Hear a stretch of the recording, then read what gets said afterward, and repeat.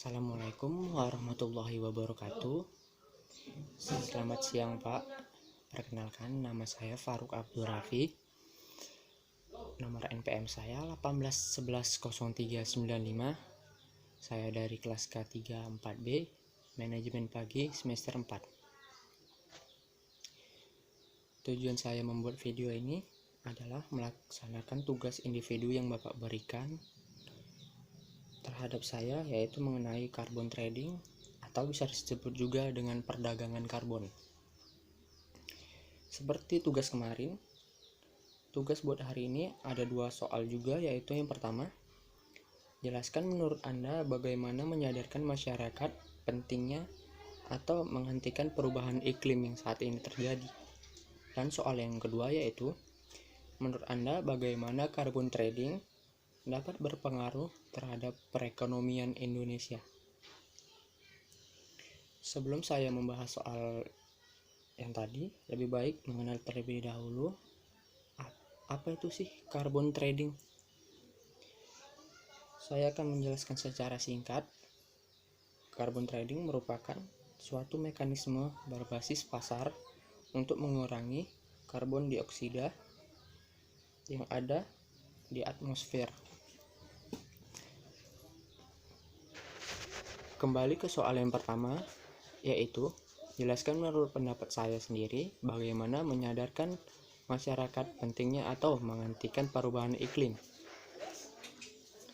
Menurut saya pribadi, cara menyadarkan masyarakat itu dengan cara berkampanye di media sosial atau berkampanye di majalah atau dengan membuat buku. Bagaimana keadaan bumi jika tidak menghentikan perubahan iklim yang terjadi saat ini? Perubahan iklim sangat berdampak bagi kehidupan manusia, seperti naiknya permukaan laut akan menyebabkan tenggelamnya pulau-pulau kecil.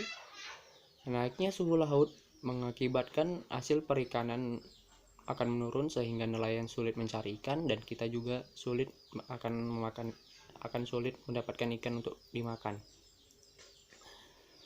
Perubahan iklim juga akan meningkatkan suhu udara sehingga perkembangan penyakit akan tumbuh lebih cepat seperti biasanya. Dan banyak sekali perubahan iklim yang lainnya. Dampaknya itu sangat wow menurut saya. Dampak perubahan iklim ini sangat terasa bagi manusia jika kita tidak bersama-sama menghentikan perubahan iklim. Cara yang lain untuk menghentikan perubahan iklim ini adalah dengan menanam pohon, tidak menebang pohon sembarangan, tidak membuang sampah sembarangan, mulai mengurangi bahan bakar fosil, dan mulai berinovasi dengan energi terbarukan seperti listrik yang tidak menyebabkan polusi tentu saja. Dan yang paling berdampak bagi perubahan iklim ini adalah kita harus mulai mengurangi menggunakan kendaraan bermotor, kendaraan pribadi. Karena menurut riset, kendaraan bermotor lah yang bertanggung jawab dari sekitar seperempat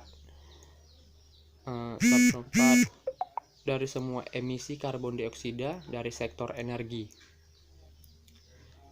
dan diperkirakan akan meningkat menjadi sepertiga pada tahun 2050. Tentu saja ini tumbuh lebih cepat daripada sektor lain manapun.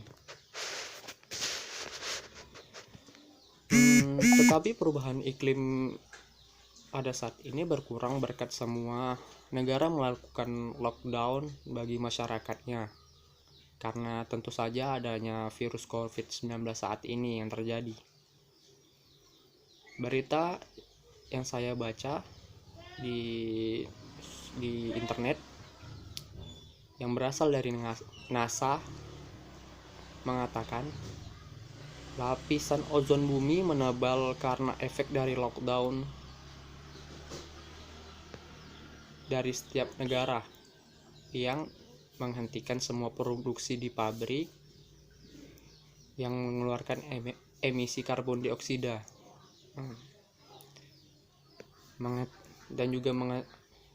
dan menghentikan aktivitas di luar rumah sehingga kendaraan bermotor berkurang.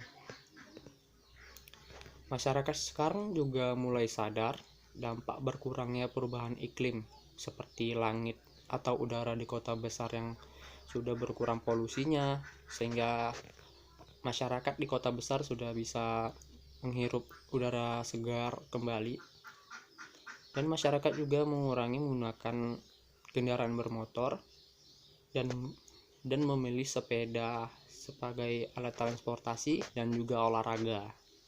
Tentu saja kalau kita naik sepeda, kita akan menjadi lebih sehat dan kita bisa sama-sama mengurangi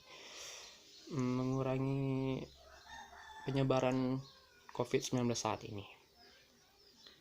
Dan berita yang saya baca di CNBC Indonesia, bahkan di Yogyakarta kehabisan stok sepeda. Tentu saja masyarakat sudah semakin sadar akan pentingnya mengurangi emisi karbon dioksida di bumi saat ini, yang tentu saja akan mengurangi dampak perubahan iklim. Dan tentu saja di balik musibah yang terjadi pasti ada hikmahnya.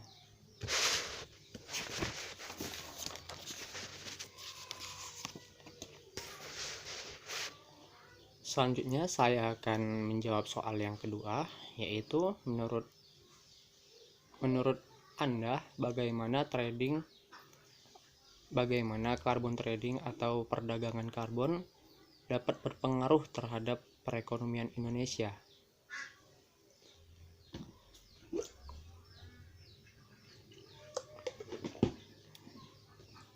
Karena Indonesia merupakan salah satu negara yang memiliki areal hutan hujan tropis terluas di dunia, dan luas areal hutan Indonesia ini adalah sekitar 28% dari total luas daratan Indonesia.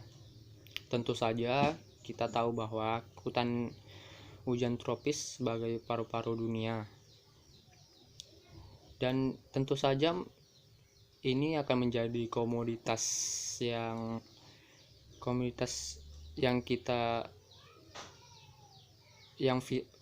vital dalam menyerap emisi gas rumah kaca untuk minimalisir kerusakan atmosfer. Pemerintah Indonesia juga mulai sadar berkomitmen untuk melakukan pengurangan gas emisi rumah kaca ini. Pada tahun 2020 saat ini, rencana aksi nasional tentang penurunan emisi gas rumah kaca telah disetujui Presiden pada tahun 2011 lalu, lengkap dengan kegiatan yang mungkin dapat dilakukan dan diperkirakan hasil penurunan emisinya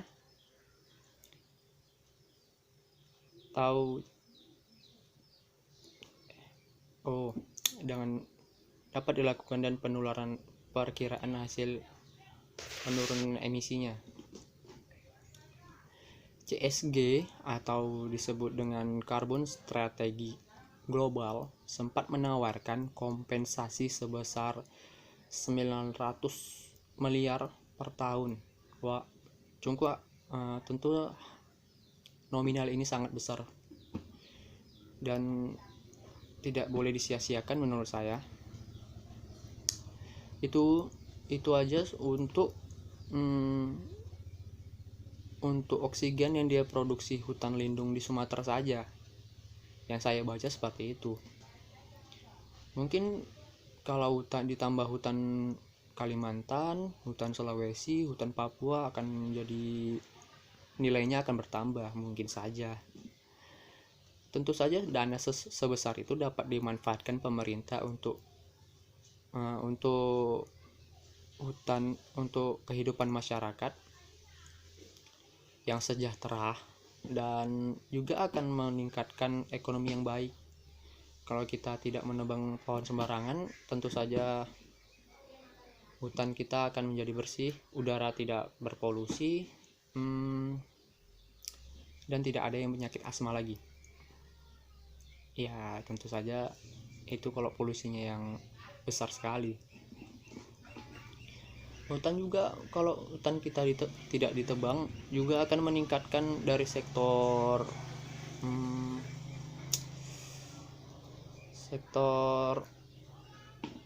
sektor apa ya namanya,